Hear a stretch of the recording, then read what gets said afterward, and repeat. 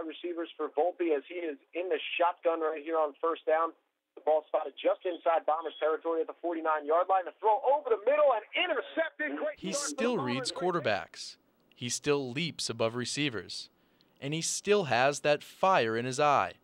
But for Ithaca College cornerback Spence White, these were all uncertain things just 5 months ago, when what he calls a freak accident had him wondering if he would ever return to the game he loves. Spence, this summer was a roller coaster ride for you. You had 2 serious surgeries. Your life was on the line, let alone your career in the football field. Can you just take us back through that time from the beginning to the end? So a lot of things rolling through my mind. Wondering if I'm still going to live, just going to make the next day. Football was probably the last thing on my mind at the time. It was a time that had White's mother, Natalie Hicks, at a loss for words. I was devastated. I was crushed. That's my world. Spence is my world. It all started in late May, when White had been having a series of migraine headaches. And on May 29th, at a prom in Seaside, New Jersey, White had a headache that would not subside.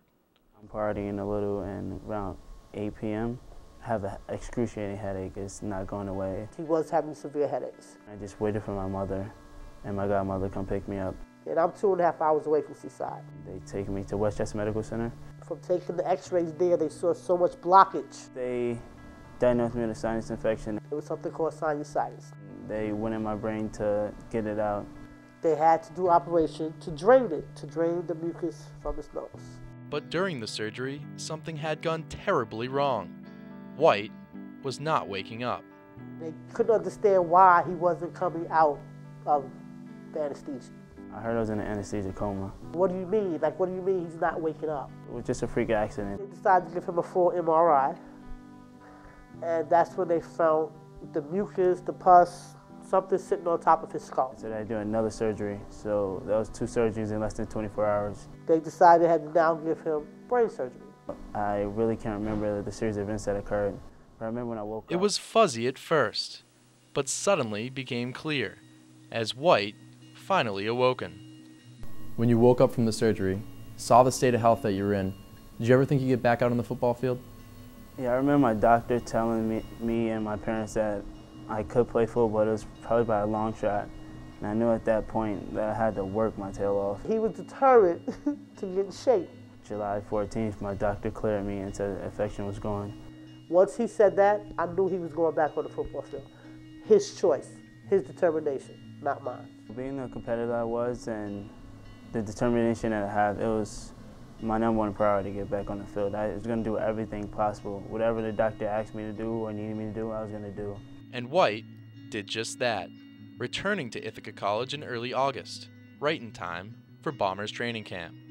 That day when we went back to school, when we was leaving, I started crying. He was like, "Mom, what's wrong?"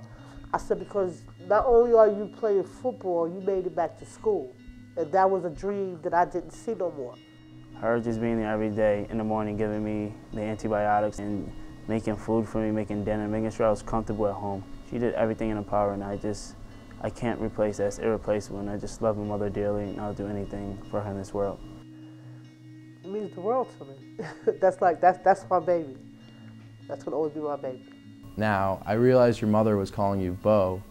What's the story behind that nickname?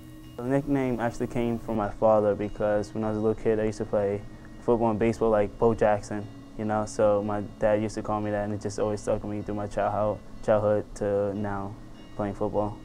And while Bo may have stared death in the eye at just age 19, he somehow finds light in the darkest of misfortunes.